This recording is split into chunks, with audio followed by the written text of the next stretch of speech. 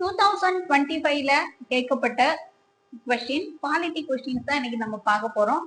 ஒரு கொஸ்டினுமே நீங்க ஒரு பேப்பர் பென் எடுத்து வச்சுட்டு அதுக்குரிய ஆன்சர்ஸ் வந்து நோட் பண்ணீங்க அப்படின்னாவே உங்களுக்கு நீங்க எவ்வளவு மார்க் வாங்கியிருக்கீங்க அப்படின்னு சொல்லிட்டு எனக்கு ஃபைனலா வந்து கமெண்ட் பண்ணுங்க. கீழ்கண்டவற்றை கால முறைப்படி வரிசைப்படுத்துக. ஃபர்ஸ்ட் பாருங்க, கோரக்நாத் விசஸ் பஞ்சாப் மாநிலம். செகண்ட், கேசவானந்த பாரதி கேரளா மாநிலம். மினர்வா மில்ஸ் லிமிட் இந்திய அரசு. கே கோபாலன் வழக்கு வந்து மதராஸ் அரசு. இதெல்லாம் வந்து வழக்குகள் அப்படின்னு சொல்லிட்டு நம்ம வந்து தனியாவே என்ன பண்ணிக்கலாம், தனித்தனியா தான் பார்க்கணும். ஏன்னா ஒரு இதுமே வந்து ஒரு வழக்கு சார்ந்து அவங்க சந்திக்கக்கூடியது. கோரக்நாத்தும் பஞ்சாப் மாநிலம், கேசவானந்த பாரதியும் கேரளாவும், மினர்வா மில்ஸ் இந்திய அரசு, கே கோபாலன் மதராஸ் அரசு. இயர்ஸ் நம்மளுக்கு தெரிஞ்சாதான் இதை வந்து என்ன பண்ண முடியும், வரிசைப்படுத்த முடியும். ஆன்சர் வந்து எழுதிக்கங்க. ஃபைனலா நான் சொல்லும் போது அதை செக் பண்ணிக்கங்க. இப்ப கோரக்நாத் வழக்கு 1967, Kesavananda Bharati 1973, Minerva Mills Limited 1980, K Gopalan வழக்கு 1950. இப்போ ஃபர்ஸ்ட் பாத்தீங்கன்னா நம்மளுக்கு எது வரும், 4 தான் வரும். 4 எதுல இருக்கு அப்படின்னா சில இருக்கு. சி தான் ஆன்சர்.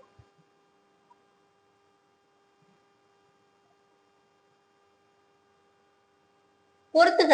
சரத்து 257A, சரத்து 131, சரத்து 245ல 1, அப்புறம் 275.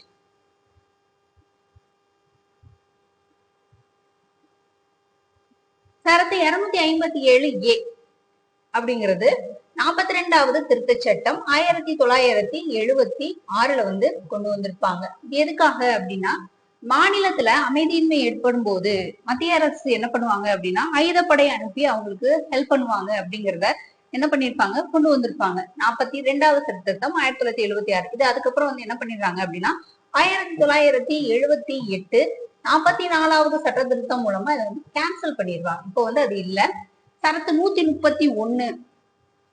131 என்ன சொல்லுது, இப்ப பாருங்க, ஃபர்ஸ்டே வந்து நம்மளுக்கு 5 வந்துருச்சு அப்படின்னா எதுல 5 கொடுத்துருக்காங்க அப்படிங்கறத பார்க்கவும் நீங்க வந்து மத்ததெல்லாம் தெரியணும்னு நம்மளுக்கு அவசியமே இல்லை, ஆன்சர் பண்ணிடலாம். ஆனா ஏதாவது ஒரு ஆன்சர் வந்து உங்களுக்கு கன்ஃபார்மா தெரிஞ்சிருக்கணும். 131 உச்ச நீதிமன்றம் பத்தி குறிப்பிடுறாங்க. இப்ப 124ல இருந்து 147 வரைக்கும் உச்ச நீதிமன்றம் தான் இருக்கு அப்படிங்கறது உங்களுக்கு தெரிஞ்சாதான் இதை ஆன்சர் பண்ண முடியும். 245ல 1, 245 1 அப்படிங்கிறது மாநில அதிகார வரம்பு. கடைசி சரத்து 275 அப்படின்னா மானிய உதவி கொடுக்கறத பத்தி சொல்லியிருக்காங்க. என்ன ஆன்சர் வரும், ஏதான் ஆன்சர் வரும். ஊராட்சிகளின் நிதி நிலைமைகளை சீராய்வு செய்யும் அதிகாரம். நிதி நிலைமையை சீராய்வு செய்யக்கூடிய அதிகாரம் இந்திய அரசின் சாசன விதியின் கீழ் எந்த விதியின் கீழே செய்யப்படுது? 243 I இருக்கு, இ இருக்கு, பி, சி.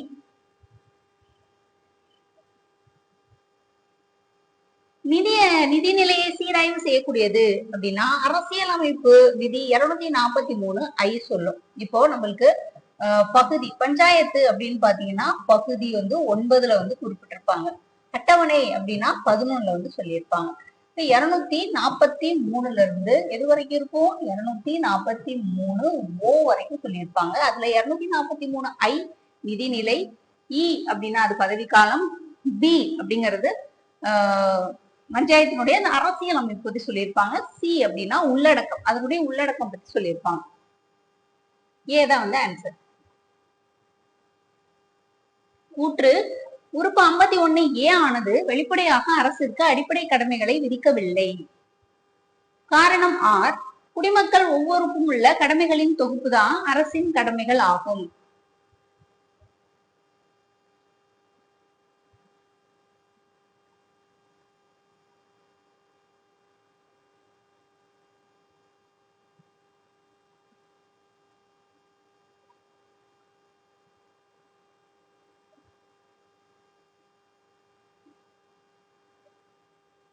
உறுப்பு 51A அப்படிங்கிறது வெளிப்படையாக அரசிற்கு அடிப்படை கடமைகளை விதிக்கவில்லை. இது கரெக்ட் தானே? ஏன்னா இந்திய குடிமக்களுக்கு தான் அது அடிப்படை கடமைகள் பத்தி குறிப்பிட்டிருக்காங்க, அரசுக்கு கிடையாது. அப்ப அது சரிதான்.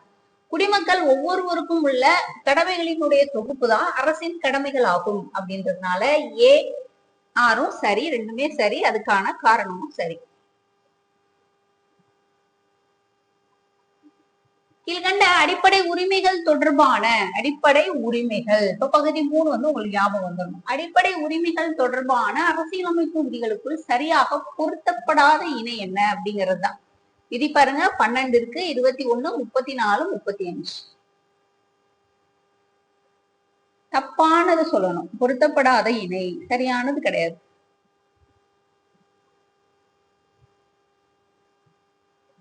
அரசியலமைப்பு விதி 12 அப்படிங்கிறது அரசினுடைய வரையறை பத்தி சொல்லியிருப்பாங்க. 21 என்ன குறிப்பிட்டிருப்பாங்க, நம்மளுக்கு தனி மனித சுதந்திரம் பத்தி சொல்லியிருப்பாங்க. 21 ஏ அப்படிங்கிறது தான் நம்மளுக்கு கல்வி உரிமை கொடுத்திருப்பாங்க. அரசியலமைப்பு விதி 34 என்ன சொல்லும் அப்படின்னு பாத்தீங்கன்னா, நம்மளுக்கு இந்த ராணுவ சட்டம் மீதான அடிப்படை உரிமைகளினுடைய கட்டுப்பாடுகள் பத்தி சொல்லியிருப்பாங்க. இப்ப அடிப்படை உரிமைகளை மாற்றம் செய்யறதுக்கு நாடாளுமன்றத்தினுடைய உரிமை அப்படின்னா அது 35 சொல்லும். அடிப்படை உரிமைகள் உள்ள அம்சங்களை செயல்படுத்துறது, சட்டம் இயற்றுறது பத்தியும் 35 தான் குறிப்பிடும். இப்ப நம்மளுக்கு தவறானது கேட்டிருக்கனால 2, 3 தவறு. சி தான் ஆன்சர். 5க்கு வந்து சி.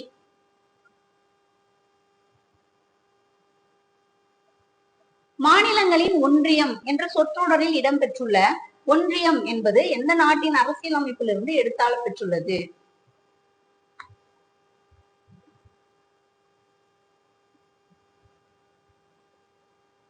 எந்த அரசியலமைப்பு அப்படின்னு பாத்தீங்கன்னா கனடா அரசியலமைப்பு.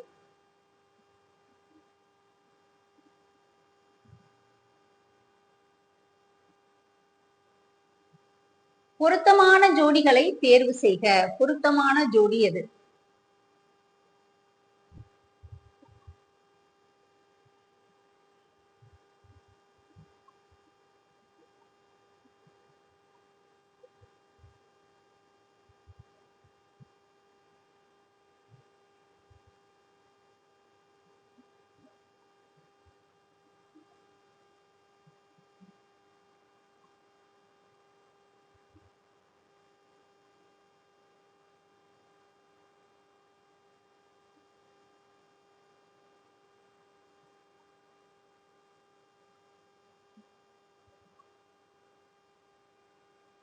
பார்க்கலாம், ஆன்சர் நம்ம பார்க்கலாம். பொருத்தமானது, பெர்ஃபெக்டா இருக்கிறது எது அப்படின்னா உயர் நீதிமன்றங்களின் குறிப்பிட்ட நீதி பேராணைகள் பிறப்பிக்கும் அதிகாரம். இப்ப நமக்கு உயர் நீதிமன்ற நீதி பேராணை அப்படின்னா 226 தான் வரும். உச்ச நீதிமன்ற நீதி பேராணைனா 32 வரும்.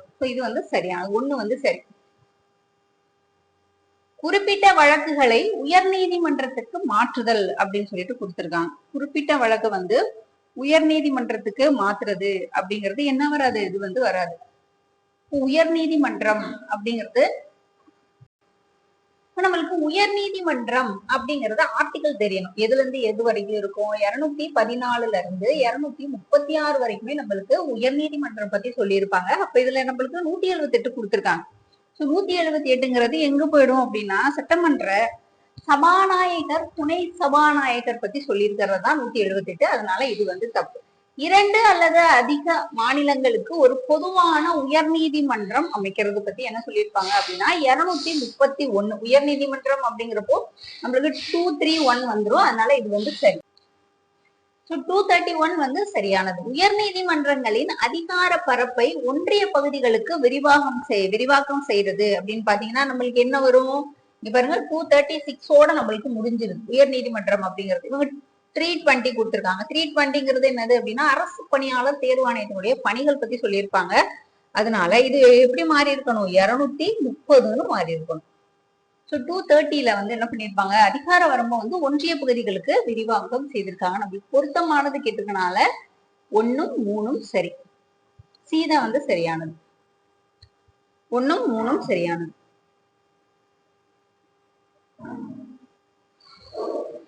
கீழ்கண்ட கூற்றுக்களை சரியான விடை அப்படின்னு சொல்லி கேட்டிருக்கிறாங்க. சரியானது என்ன அப்படின்னு சொல்லிட்டு ஒரு 3 இது வந்து கொடுத்திருக்காங்க. 3 இது இல்ல 4 இது கொடுத்திருக்காங்க.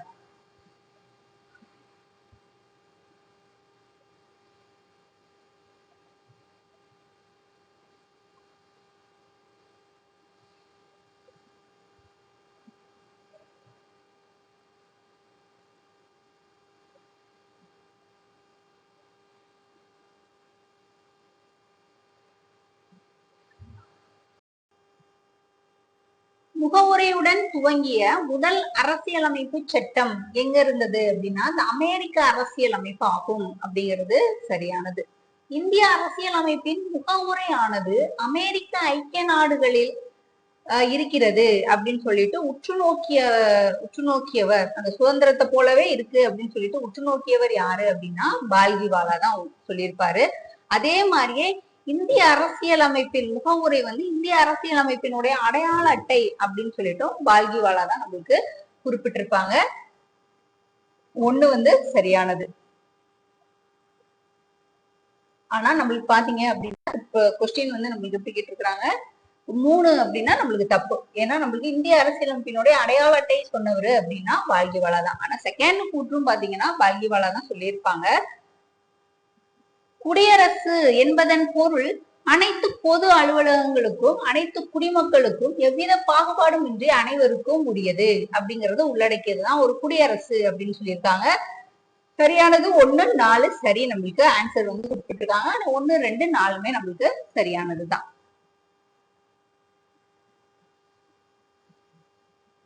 சமூக நீதி.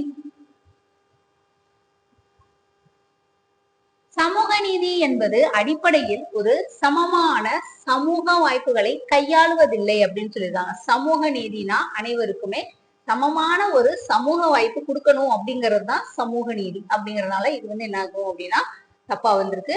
சமூக நீதி என்பது சமூக சமத்துவம் அல்லது சமூக உரிமைகளுக்கு அது விகிதாச்சாரமற்றது அப்படின்னு சொல்லியிருக்காங்க. இதுக்கு ரெண்டுக்குமே சமத்துவம் மற்றும் உரிமைகளுக்கு விகிதாச்சாரமா இருக்கிறதுனாலதான் அது சமூக நீதி அப்படிங்கறதுனால ரெண்டுமே தவறானது. ஏ மற்றும் ஆர் இரண்டுமே தவறு. கூற்று இந்தியாவில் சமூக துறைகளுக்கான ஒட்டுமொத்த கொள்கை கட்டமைப்பை மத்திய அரசு வகுக்கிறது. ஒட்டுமொத்த கொள்கை கட்டமைப்பை மத்திய அரசு வகுக்குது. கொள்கைகளை வடிவமைப்பதில் மாநில அரசு அப்படிங்கிறது கணிசமான நெகிழ்வுத்தன்மையை கொண்டுள்ளது. இப்ப ஒட்டுமொத்த கட்டமைப்பையும் மத்திய அரசு தான் வகுக்குது. அது கரெக்ட் தானே? கரெக்ட் தான். கொள்கைகளை வடிவமைக்கிறதுல மாநில அரசு கணிசமான ஒரு நெகிழ்வுத்தன்மை இருக்கா? நெகிழ்வுத்தன்மை மாநில அரசுக்கு மத்திய அரசுக்கு இடையில நெகிழ்வுத்தன்மை அப்படிங்கிறது இருக்கு. சோ அது சரியானது. ரெண்டுமே சரிதான். கூற்றே காரணம் ரெண்டுமே சரி. ஆனா மேல கொடுத்திருக்கிறது மத்திய அரசு, கீழே கொடுத்திருக்கிறது மாநில அரசு. அதனால அதுக்குரிய சரியான விளக்கம் அல்ல.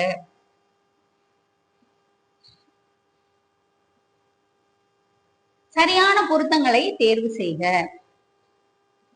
சரியானது.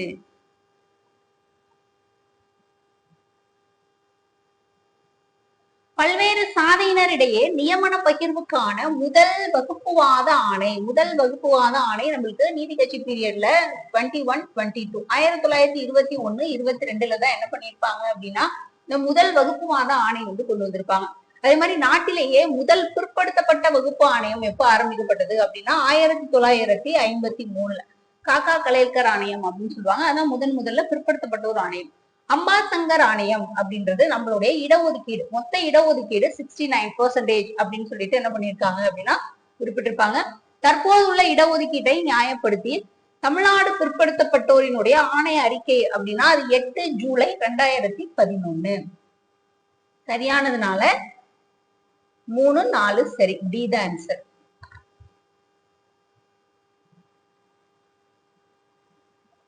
பின்வரும் இணைகளில் சரியாக பொருந்தி உள்ளது.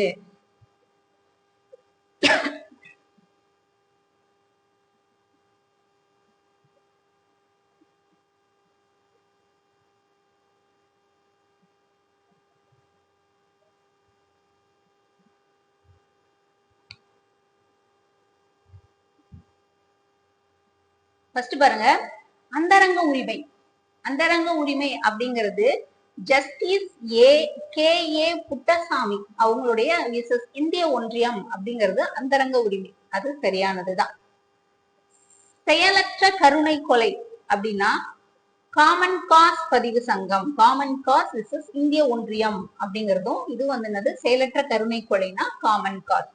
ஆனா பாதுகாப்பு அமைச்சகம் விசஸ் பபிதா புனியா அப்படிங்கிறவங்க என்ன பண்ணிருப்பாங்க அப்படின்னா இந்த ராணுவத்துல 14 வருஷம் வந்து என்ன பண்ணிருப்பாங்க, பெண்கள் வந்து பணியாற்றிருப்பாங்க இல்லையா, அவங்களுக்கான ஒரு நிரந்தர கமிஷன் வேணும், பாகுபாடு இருக்கக்கூடாது, ஆண் பெண் பாகுபாடு இருக்கக்கூடாது, கமிஷன் வேணும் அப்படின்னு சொல்லிட்டு என்ன பண்ணிருப்பாங்க 2020ல இது வந்து ஒரு வழக்கு வந்து நடந்திருக்கும் நிரந்தர கமிஷனுக்காக. சோ இது வந்து தப்பா கொடுத்திருக்காங்க. அதே மாதிரி ஸ்வப்னில் திரிபாதி விசஸ் இந்திய உச்ச நீதிமன்றம் அப்படிங்கிறது. இந்த ஸ்வப்னில் திரிபாதி வழக்கு என்ன அப்படின்னு பாத்தீங்கன்னா, உச்ச நீதிமன்றத்துல நடக்கக்கூடிய விசாரணைய நேரலையில காட்டணும் அப்படிங்கிறதுக்காக சொல்லப்பட்டது. இதுல பிரைவசிக்காக அதை காட்ட முடியாது அப்படிங்கிறதுக்காகவும் என்ன பண்ணிருப்பாங்க, அதை சொல்லியிருப்பாங்க. அதனால இதுவும் கொடுத்திருக்காங்க, தப்பா கொடுத்திருக்காங்க. நம்மளுக்கு சரியா கேட்டிருக்கனால 1ம் 2ம் சரி. பி தான் வந்து சரியானது.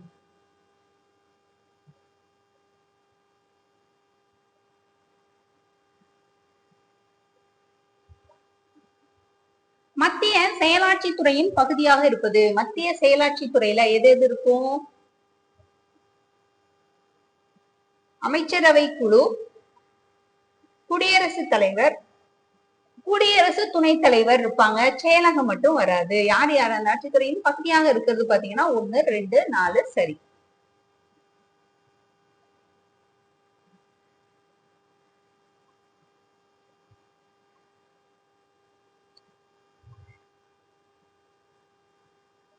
கூற்று: எந்த ஒரு குடிமகனுக்கும் இந்தியாவின் நிலப்பகுதியில் சுதந்திரமாக செல்லவும் அல்லது குடியமரவும் வசிக்கவும் உரிமை இருக்குதானே. நம்மளுக்கு பகுதி 3ல சரத்து 19ல சொல்லியிருப்பாங்க உரிமைகள், 6 உரிமைகள். இந்தியாவுல இந்திய எல்லைக்குள்ள எங்க வேணாலும் போய்க்கலாம், தங்கிக்கலாம், வசிச்சுக்கலாம் அப்படின்னு சொல்லிட்டு கொடுத்திருப்பாங்க.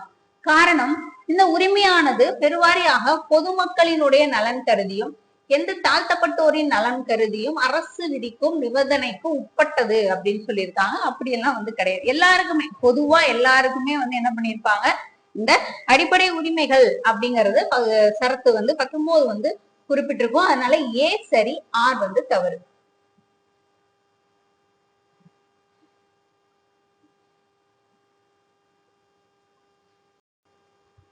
கீழ்கண்டவற்றை பொறுத்துக.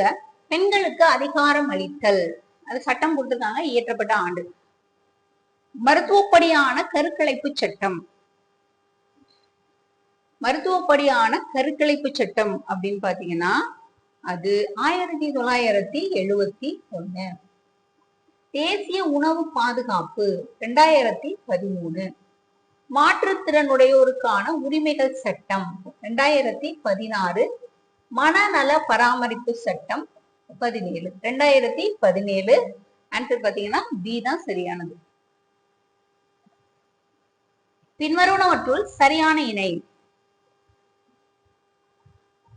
5வது சட்ட ஆணையம். 5வது சட்ட ஆணையம் அப்படின்னு பாத்தீங்கன்னா இவங்கதான் வருவாங்க. KVK சுந்தரம் அவங்கதான் வருவாங்க. 1968ல இருந்து 71 வரைக்குமே அவங்கதான் இருப்பாங்க. KVK சுந்தரம். 10வது சட்ட ஆணையம் அப்படின்னா 10வது நீதியரசர் KK மேத்யூ தான் வருவாங்க. மேத்யூ 1981 to 85 வரைக்கும் இருப்பாங்க. 19வது சட்ட ஆணையம். 19வது சட்ட ஆணையம் யாரு அப்படின்னா ரெட்டி வருவாங்க. PV ரெட்டி.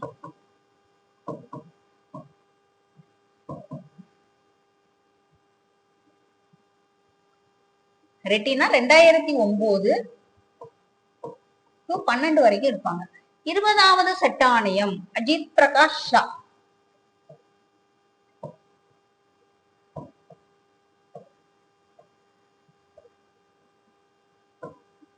அஜித் பிரகாஷ் ஷா இவங்க எப்போ வந்தாங்கன்னா 2012ல இருந்து 15 வரைக்கும் இருப்பாங்க. நம்மளுக்கு சரியான இணை கேட்டிருக்கனால 1ம் 2ம் சரி. B the answer.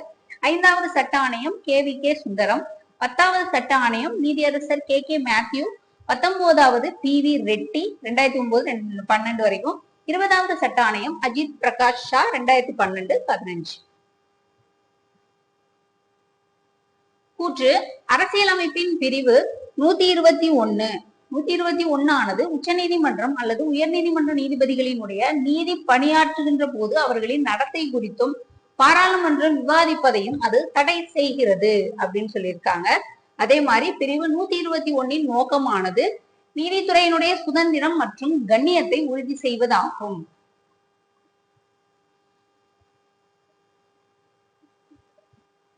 நீங்க படிக்கும் போதே அது தெரிஞ்சிருக்கும். 121 அப்படிங்கிறது உச்ச நீதிமன்றம், உயர் நீதிமன்றம் அவங்களுடைய நடத்தை குறித்து விவாதிக்கிறதுக்கு தடை பண்ணியிருக்காங்க. அதே மாதிரிதான் 121 வந்து நீதித்துறையின் சுதந்திரம் மற்றும் கண்ணியத்தை உறுதி செய்தது அப்படிங்கறதுனால ரெண்டுமே சரியானதுதான். பி தான் வந்து ஆன்சர்.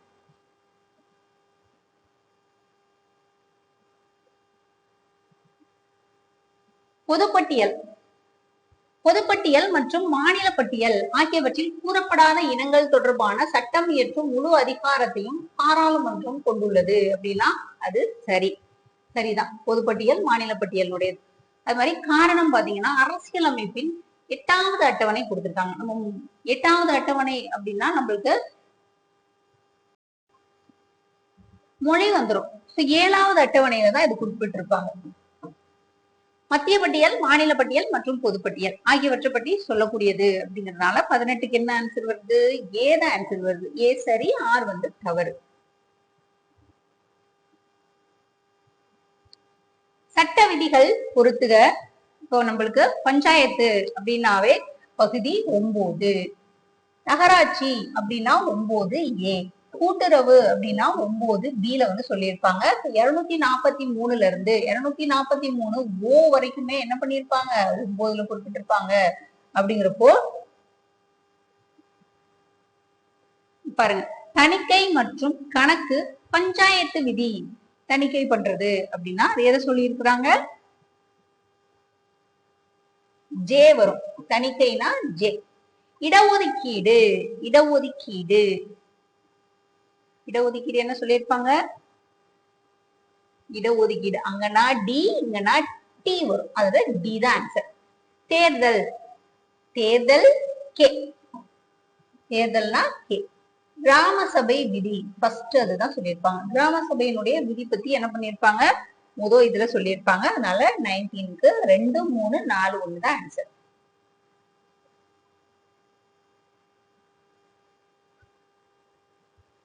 இந்திய குடியரசுத் தலைவரின் சட்டம் இயற்றும் அதிகாரம் குறித்த தவறானது எது அப்படின்னு சொல்லி கேட்டிருக்காங்க. சட்டம் இயற்றக்கூடியது தவறானது.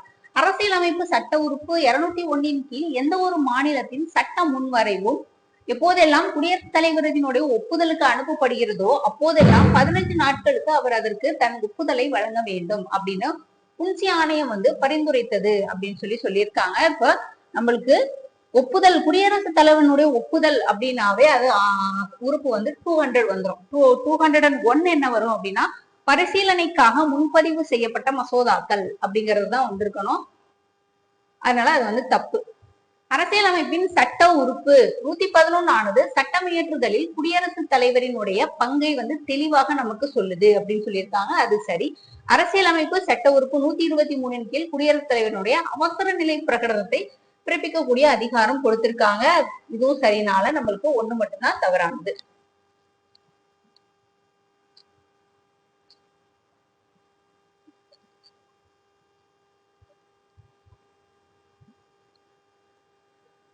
பொருளாதாரம் மற்றும் நிதி இயலாமை காரணமாக எவருக்கும் சட்ட நீதி மறுக்கப்படல் ஆகாது. சமநீதி மற்றும் இலவச சட்ட உதவி அப்படின்னாவே நம்மளுக்கு என்ன வந்து 39 ஏ. கிராம பஞ்சாயத்துகளை ஏற்படுத்த வேண்டும் அல்லது சுய ஆட்சியின் அலகுகளாக செயல்பட தேவையான அதிகாரம் 4 வந்து வழங்கப்பட வேண்டும் அப்படிங்கிறது எந்த உறுப்பு குறிப்பிட்டிருக்கு அப்படின்னா ஆப்ஷன் வந்து பாத்துக்கங்க ஃபர்ஸ்ட்.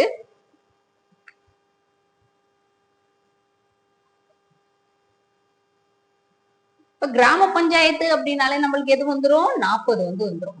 உறுப்பு 40. பணிபுரிவதற்கு நியாயமான மற்றும் மனித இரக்கமற்ற சூழ்நிலைகள் உருவாக்கப்பட வேண்டும் மற்றும் பேறுகால உதவி கொடுக்கிறது. மகப்பேறு உதவி, பேறுகாலம் அப்படின்னு பாத்தீங்கன்னா உறுப்பு 42. இப்ப பகுதி 4ல இருந்துதான் நம்மளுக்கு இது கொடுத்திருக்காங்க அப்படிங்கிறது தெரியணும். பகுதி 4 அப்படிங்கிறது நம்மளுக்கு எதை குறிப்பிடும்? டிபிஎஸ்பி 36ல இருந்து 51 வரைக்குமே அதுதான் சொல்லியிருப்பாங்க. டிபிஎஸ்பில சொல்லியிருப்பாங்க.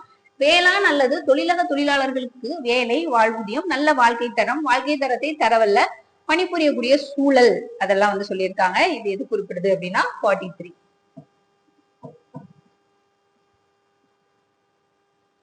ஆன்சர் பாத்தீங்கன்னா சி தான். அரசியலமைப்பின் பிரிவு 21 பற்றி பின்வரும் கூற்றுக்களுள் எது உண்மை? பிரிவு 21 அப்படின்னா மகா சாசனத்தில் உள்ள உட்பிரிவுகளில் புகழ்பெற்ற ஒன்றை தான் இந்த பிரிவு நன்கு நமக்கு நினைவூட்டுகிறது. 21 அப்படிங்கிறது தனி மனித சுதந்திரம். இந்த அரசியலமைப்பு சட்டத்துல இறக்கக்கூடிய உரிமை அது கொடுக்கல. அது கரெக்ட் தான். இறக்கும் உரிமையை அவங்க வழங்கல. இறக்குறதுக்கு உரிமை கொடுக்குறாங்களோ அதெல்லாம் கிடையாது. நிர்வாக சட்டத்தால் ஆளப்படும் நாகரிக சமூகத்தில் காவல் மரணம் மிக மோசமான குற்றங்களில் ஒன்று அப்படிங்கிறது அது குறிப்பிடப்படல. நம்மளுக்கு 2022 சொல்லியிருப்பாங்க. 22 21 அது நம்மளுக்கு சொல்லல. இப்ப என்ன ஆன்சர் வரும் அப்படின்னா பி தான் ஆன்சர். 1 2 சரி.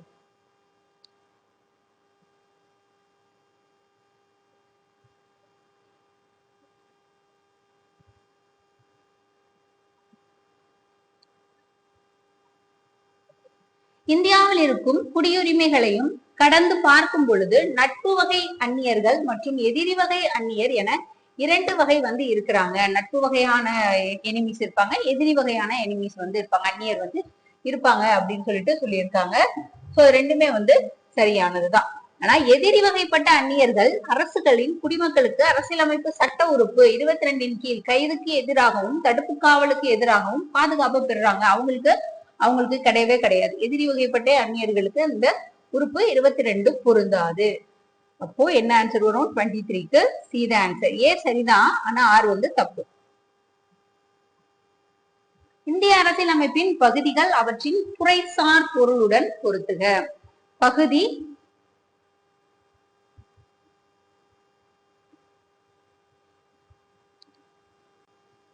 பகுதி 14 என்ன சொல்லியிருப்பாங்க அப்படின்னா மத்திய மாநில பணிகள், மத்திய மாநில அரசுகளின் கீழ் இருக்கக்கூடிய பணிகள் பத்தி சொல்லியிருப்பாங்க. அப்ப 15 அப்படின்னா நம்மளுக்கு எதை சொல்லும்? தேர்தல் சொல்லியிருப்பாங்க.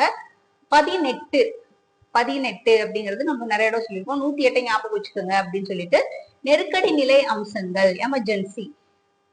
20 அப்படின்னா அரசியலமைப்பு சட்ட திருத்தம். 368 மூலமா என்ன பண்ணிக்குவாங்க? திருத்தம் பண்ணலாம் அப்படின்னு சொல்லிட்டு என்ன சொல்லியிருப்பாங்க. 24க்கு ஏத ஆன்சர். 25 கூட்டுறவு சங்கங்களுக்கு இந்திய அரசியலமைப்பு பிரிவின் கீழ் அரசியலமைப்பு தகுதி வழங்கப்பட்டுள்ளது. இப்பதான் நம்ம சொன்னோம். 9னா பஞ்சாயத்து, 9A அப்படிங்கிறது சரி.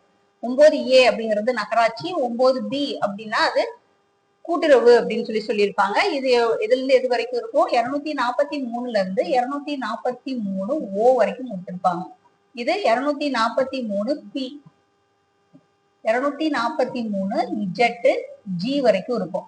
ஜி கடுத்து என்னது? ஹச் வருது. அப்ப 243 இஜெட் ஹைச்ல இருந்து 243 இஜெட் டி வரைக்கும் இருக்கிறது தான் கூட்டுறவு. ஏதான் ஆன்சர். அரசு வழிகாட்டும் நெறிமுறைகள் மீதான சரியானது. அரசு வழிகாட்டும் நெறிமுறைகள் அது அப்படின்னா நம்மளுக்கு உறுப்பு எதுல இருந்து எது வரைக்கும் சொல்லியிருக்காங்க? 36ல இருந்து 51 வரைக்கும் குறிப்பிட்டிருப்பாங்க. இந்த டிபிஎஸ்பி பத்தி சொல்லியிருப்பாங்க. அரசியலமைப்பை உருவாக்கியவர்கள் இந்த சிந்தனையை எங்க இருந்து எடுத்திருப்பாங்க அப்படின்னா அயர்லாந்துல இருந்து எடுத்திருப்பாங்க. அந்த அயர்லாந்து தான் ஸ்பானிஷ் எடுத்திருப்பாங்க.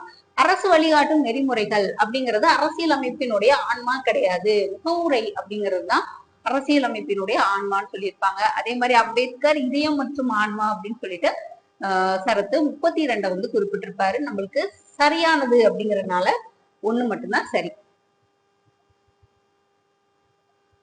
சரியான இணை உச்சநீதிமன்ற நீதிபதிகளின் ஓய்வு பெறும் வயது. உச்சநீதிமன்றம் அப்படின்னா 65, உயர் நீதிமன்றம் அப்படின்னா 62, கீழல் நீதிமன்றங்கள் அப்படின்னா அது 60. இந்திய குடியரசுத் தலைவர் தேர்தலில் நிற்பதற்கான குறைஞ்சபட்ச வயசுனா 35. மேலவை உறுப்பினர்களினுடைய குறைஞ்சபட்ச வயசுனா 30. கீழவை உறுப்பினர் ஆவதற்குரிய குறைஞ்சபட்ச வயசு அப்படின்னா அது 25 சொல்லியிருப்பாங்க. நம்மளுக்கு சரியானது தானே கேட்டிருக்காங்க. 2 3 சரி.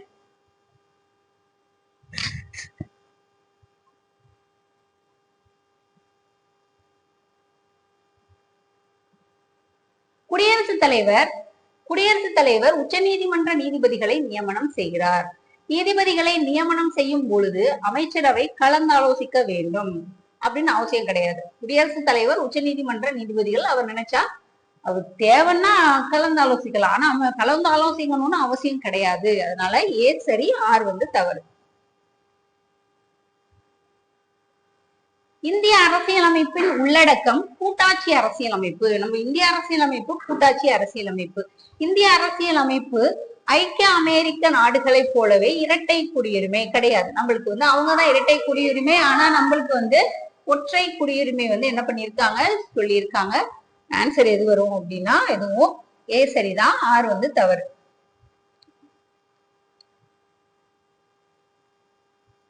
சரியானவற்றை பொறுத்துக. குழுக்கள். பஞ்சாயத்துக்கான தேர்தல் குழு. பஞ்சாயத்துக்கான தேர்தல் குழு வந்து தேர்தல் அப்படின்னா நம்மளுக்கு சந்தானம் தான் வருவாங்க. பகுப்பாய்வு மற்றும் புள்ளியியல் குழு அப்படின்னாலும் சந்தானம் தான் வர்றாங்க. பயிற்சி யார் வருவாங்க அப்படின்னா ராமச்சந்திரன் வருவாங்க. பயிற்சி குழு வந்து ராமச்சந்திரன் வருவாங்க. நிர்வாக குழு பாத்தீங்கன்னா ஈஸ்வரன் தான் வருவாங்க. நிர்வாக குழு ஈஸ்வரன் தான் வருவாங்க. 1ம் 4ம் சரியானது. மாநிலங்களுக்கிடையே உள்ள குழுக்களை கால வரிசைப்படுத்துக. மாநிலங்களுக்கிடையே உள்ள குழுக்கள் ஃபர்ஸ்ட் பாத்தீங்கன்னா ராஜ்மன்னார் கொடுத்திருப்பாங்க 69, சர்க்காரியா குழு 83, அடுத்து வந்து வெங்கடாசலையா குழு அப்படின்னா 2000. புன்சி குழு அப்படிங்கிறது 2007ல வந்து சொல்லியிருப்பாங்க. சோ இதுதான் வந்து ஆன்சர். பின்வருவனவற்றுள் குடியரசுத் தலைவருக்கான வாக்காளர் குழுமம் குறித்தவற்றுள் சரியானது. மக்களவை மற்றும் மாநிலங்களவைக்கான தேர்தல் மூலம் தேர்ந்தெடுக்கப்பட்ட உறுப்பினர்கள், மாநிலம் மற்றும் யூனியன் பிரதேசங்கள் மூலம் தேர்ந்தெடுக்கப்பட்ட சட்டமன்ற உறுப்பினர்கள் என்ன பண்ணுவாங்க, அந்த வாக்காளர் குழுமத்துல வந்து குடியரசுத் தலைவருக்கு வந்து இருப்பாங்க. மாநில சட்டமன்ற உறுப்பினர்களின் தகுதிகள் குறித்து பின்வரும் கூற்றுக்களுள் எது உண்மை அப்படின்னா சட்டமன்றம் குறித்தது அப்படிங்கிறது 25 வயது நிரம்பியவங்க சட்டமன்ற பேரவைக்கு தகுதியானவங்க. பேரவைனா என்னது, கீழே இருக்கக்கூடிய மாநில சட்டமன்றம். 30 வயசு அப்படின்னா சட்டமன்ற மேலவைக்கு தகுதியானவங்க அப்படின்னு சொல்லியிருக்காங்க. இது ரெண்டுமே சரிதான். பாராளுமன்றம் நிறைவேற்றிய சட்டத்தால் குறிப்பிடப்படாத சில பகுதிகள் வந்து பெற்றிருக்கணும் அப்படிங்கிற சொல்லியிருக்காங்க. அது வந்து இங்க இருக்கிறது சட்டமன்றம், அதுக்கு பாராளுமன்றத்துக்கும் அதுக்கும் சம்பந்தம் கிடையாது. 1ம் 2ம் சரி. ஸோ ரெகுலராகவே நம்ம என்ன பண்ணுவோம், ஒரு 2025ல கேட்கக்கூடிய ஒரு டாபிக்கா வந்து நான் கிளியர் பண்றேன். நீங்க அதை வாட்ச் பண்ணுங்க, உங்களுக்கு யூஸ்ஃபுல்லா இருக்கும். மார்க்ஸ் எவ்வளோ அப்படின்னு சொல்லிட்டு எனக்கு வந்து கமெண்ட் பண்ணுங்க. நெக்ஸ்ட் அடுத்த ஒரு வீடியோல பார்க்கலாம். தேங்க்யூ.